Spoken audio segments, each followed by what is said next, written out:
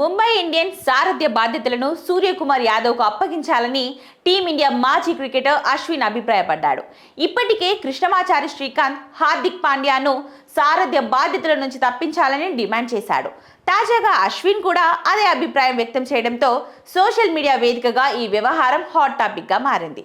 IPL 2024 సీజన్కు ముందు గుజరాత్ టైటన్స్కు కెప్టెన్గా ఉన్న హార్దిక్ పాండ్యాను ముంబై ఇండియన్స్ ట్రేడ్ చేసుకున్న సంగతి తెలిసిందే. ఆ సీజన్లోనే రోహిత్ శర్మను సారథ్య బాధ్యతల నుంచి తప్పించి హార్దిక్ పాండ్యాను తమ కొత్త కెప్టెన్గా ముంబై ఫ్రాంచైజీ ప్రకటించింది.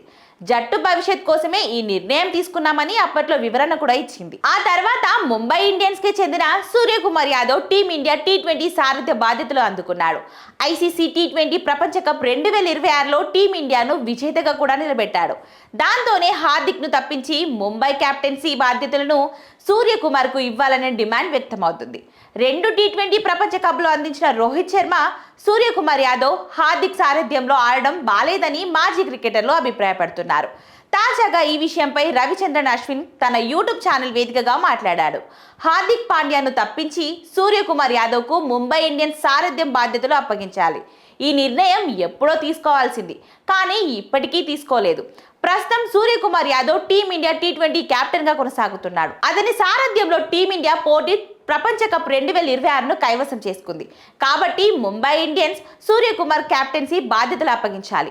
అయితే హార్దిక్ పాండ్యా నాయకత్వ సామర్థ్యాన్ని తక్కువ అంచనా చేయడానికి లేదు. గుజరాత్ టైటన్స్ కెప్టెన్గా తొలి సీజన్లోనే టైటిల్, రెండో సీజన్లో రన్నరప్గా జట్టును నిలిపిన ఘనత హార్దిక్ పాండ్యాది.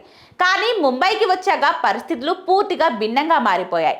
రోహిత్ శర్మను తప్పించి హార్దిక్ పాండ్యాను కెప్టెన్సీ ఇవ్వడం తీవ్ర చర్చనీయాంశమైంది. అభిమానులు ఈ నిర్ణయాన్ని జీర్ణించుకోలేకపోయారు. దాంతో తొలి సీజన్ హార్దిక్ పాండ్యా చాలా ఒత్తిడిని ఎదుర్కొన్నాడు. ఇప్పుడు భారత టీ20 కెప్టెన్ సూర్యకుమార్ ఉండగా ఐపీఎల్లో తానే కెప్టెన్గా కొనసాగడం అతడికి మానసికంగా సవాలే.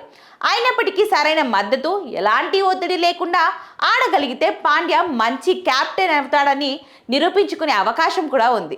ఇక ఈ సీజన్లో అతను మెరుగైన ప్రదర్శన చేస్తాడని ఆశిస్తున్నా అని అశ్విన్ చెప్పుకొచ్చాడు.